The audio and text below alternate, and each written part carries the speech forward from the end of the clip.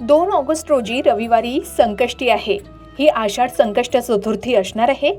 या एका दिवशी केलेल्या काही सोप्या उपायांनी आणि पूजेनं बाप्पाची कृपा थेट तुमच्या घरावर कशी वर्षाव करेल, या दिवशी नेमकं काय करावं याबद्दल चला संपूर्ण माहिती सविस्तर जाणून घेऊया. गणपती बाप्पा हे बुद्धीचे अधिपती आणि संकटांचं निवारण करणारे दैवत मानले जाते. संकष्ट चतुर्थीचा दिवस हा बाप्पाच्या पूजेसाठी अत्यंत फलदायी मानला जातो, हे सर्वांनाच माहिती आहे. मग या दिवशी चंद्रोदयाची वेळ कोणती असणार आहे आणि संपूर्ण पूजा विधी कशी करावी याविषयी जाणून घेऊया. आता आषाढ संकष्ट चतुर्थी ही कृष्ण पक्षातील संकष्ट चतुर्थी रविवारी 2 ऑगस्ट रोजी साजरी केली जाणार आहे. या चतुर्थीला गणाधीप संकष्टी असंही म्हणतात. संकष्टीचा उपवास हा चंद्रदर्शनानंतर पूर्ण मानला जातो. त्यामुळे सर्वात महत्त्वाची गोष्ट म्हणजे चंद्रोदयाची वेळ ही 2 ऑगस्ट रोजी रात्री 9:37 असणार आहे. या काळात आपण चंद्राला अर्घ्य अर्पण करू शकता आणि बाप्पाची आरती करूनच उपवास सोडू शकता. आता पाहूया या दिवशी नक्की काय करायचंय. तर या दिवशी ब्रह्ममुहूर्तावर दिवसाची सुरुवात करावी. सकाळी लवकर उठावं, स्नान करावं आणि देवघर स्वच्छ ठेवावं. शुभ्र वस्त्र परिधान करावी. पूजेसाठी लाल, पिवळे किंवा पांढऱ्या रंगाचे वस्त्र सुद्धा परिधान करू शकता. हे अत्यंत शुभ मानलं जातं. त्यानंतर गणपती बाप्पाची मूर्ती असेल किंवा फोटो असेल त्याला जलाभिषेक करून पुसून घ्यावं. त्यानंतर दर संकष्टीला तुम्ही बाप्पाची पूजा करता, अगदी त्याचप्रमाणे बाप्पाची षोडशोपचारे किंवा पंचोपचारे पूजा करावी. शेंदूर, अष्टगंध आणि अक्षता वाहाव्यात. बाप्पाला 21 दुर्वा, 21 फुलं, लाल जास्वंदीची फुलं, मोदक, तिळाचे लाडू आणि गुळ खोबऱ्याचा नैवेद्य आपण दाखवू शकता. बाप्पाला दुर्वा अतिशय प्रिय आहे, त्यामुळे या दिवशी भक्तिभावानं बाप्पांना 21 दुर्वा अर्पण कराव्यात. संध्याकाळी पुन्हा एकदा स्नान करून किंवा हातपाय स्वच्छ धुवून अत्यंत प्रसन्न मनाने पूजेला बसावं. बाप्पाच्या मूर्तीला किंवा फोटोला पाणी आणि दुधानं अभिषेक करावा. त्यानंतर बाप्पाला लाल रंगाचे वस्त्र किंवा जानवं अर्पण करावं. नैवेद्यासाठी बाप्पाच्या आवडत्या 21 मोदकाचा किंवा गुळ खोबऱ्याचा नैवेद्य आपण अर्पण करू शकता. आता सर्वात महत्त्वाचा उपाय या दिवशी आपण करू शकता तो 21 दुर्व्याचा. हा चमत्कारिक उपाय मानला गेलाय. जर तुम्हाला या संकष्टीला फक्त एकच महत्त्वाचा उपाय करायचा असेल तर तो म्हणजे 21 दुर्व्यांची जोडी बाप्पाला अर्पण करावी. आता हा उपाय कसा करावा, तर 21 हिरव्यागार दुर्वा एकत्र बांधून ती जोडी बाप्पाच्या चरणी किंवा बाप्पाच्या मस्तकावर थेट वाहावी.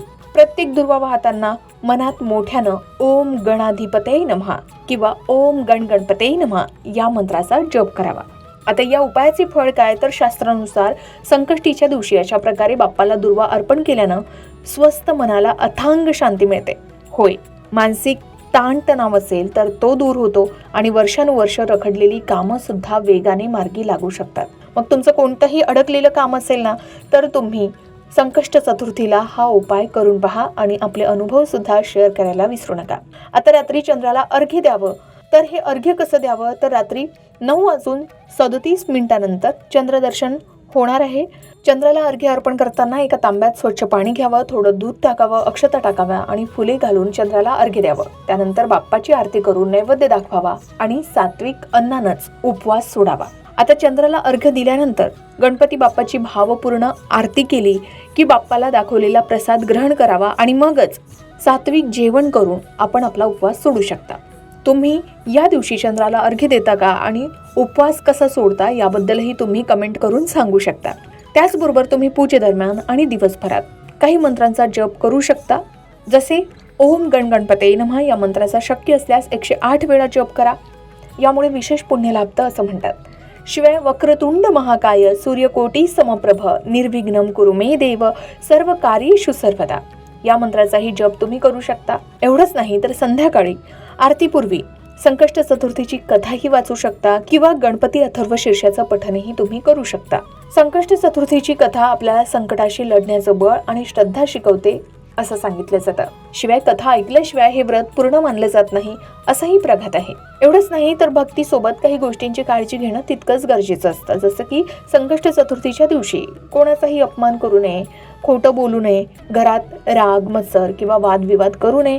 तामसिक आहार ज्यामध्ये कांदा, लसूण, मांसाहार किंवा मद्य हे पूर्णपणे वर्ज्य करावं. चंद्रदर्शनाआधी उपवास सोडू नये आणि पूजा अपूर्ण सोडू नये. तर 2 ऑगस्ट रोजी अतिशय श्रद्धेनं आपण हे व्रत करा. बाप्पाला प्रसन्न करा. बाप्पा तुमचे विघ्न नक्कीच दूर करतील. शिवाय तुमच्या घरात सुख समृद्धी, सकारात्मक ऊर्जा सुद्धा आणण्यास बाप्पा मदत करतील.